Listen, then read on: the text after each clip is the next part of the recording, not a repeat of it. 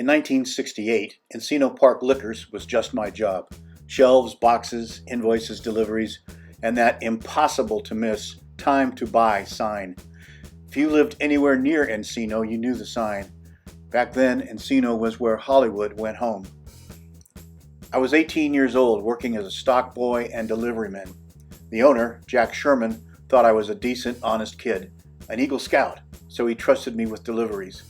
Most deliveries were ordinary, a bottle here, a case there, somebody's Friday night, somebody's party, somebody's habit. Most customers were just customers. But every so often in Encino, the door opened and someone from television or the movies was standing there. George Gobel was a regular, quiet, dry, smiling, as if the joke had already started. When I brought the bottles to the door, he was usually already halfway through the line. The liquor, he would explain, was for his mother-in-law. I never knew if there really was a mother-in-law, but it was a very good line. One night, I delivered liquor to Doug McClure. This was not a quiet bottle-at-the-door delivery. This was a party. The door was open to a room of young Hollywood people. Light, music, laughter, and there I was at the threshold with the resupply. For a minute, I had accidentally stepped into a movie. McClure was gracious, friendly, and he gave me a good tip. At 18, that mattered, but so did the address.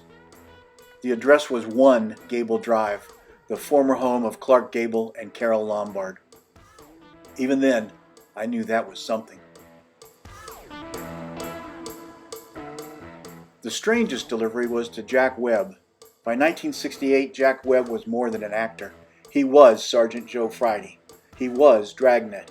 To the rest of America, he wanted just the facts. To me, he was a delivery address. At Christmas, Webb ordered 2 full cases of scotch from Encino Park Liquors, 24 bottles, each one gift-wrapped, and the whole load was handed to me. I carried both cases into his office at Universal Studios, one stacked on top of the other, just barely able to see where I was going. They were heavy, awkward, too wide for my arms, too high for my eyes, and there I was, trying not to drop 24 Christmas gifts worth of scotch in Jack Webb's office. Once I got inside, I had a moment to look around. His office was all plaques and badges, police memorabilia, and Marine Corps memorabilia. The room announced authority. Then I looked up, and there he was, Jack Webb. Light sport coat, cigarette in hand, not smiling exactly, not unfriendly, just present. And when he spoke, he sounded exactly like Sergeant Friday. Not a little like him, exactly like him. He acknowledged the delivery.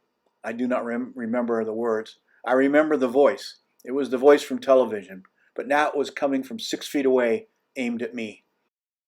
I was not being interrogated, but it felt like I should keep my answers short. He gave me a $1 tip. To be fair, he owed me nothing. He had paid the store, but I had driven from Encino to Universal without GPS or a cell phone, found the right office, and lugged in 2 heavy cases of scotch. He could have given me $5. He could have said, "Thanks, kid." Instead, he gave me $1. So I thanked him because that's how I was raised, and then I got back in my Toyota and drove the 12 unreimbursed miles back to Encino Park Liquors. And what I remember most is not the dollar. It's the distance between us. Jack Webb in his office, surrounded by badges and plaques and photographs and symbols of authority, and me, the kid from the liquor store, carrying the boxes.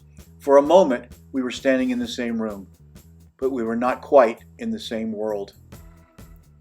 At 18, I did not think of any of this as material. It was just work. But memory has a way of changing the size of ordinary things. A bag, a case, 2 boxes of scotch, ordinary deliveries that turned into doorways. Encino was not Hollywood. Not exactly. It was where Hollywood went after work. And sometimes, when the door opened, a star was standing there.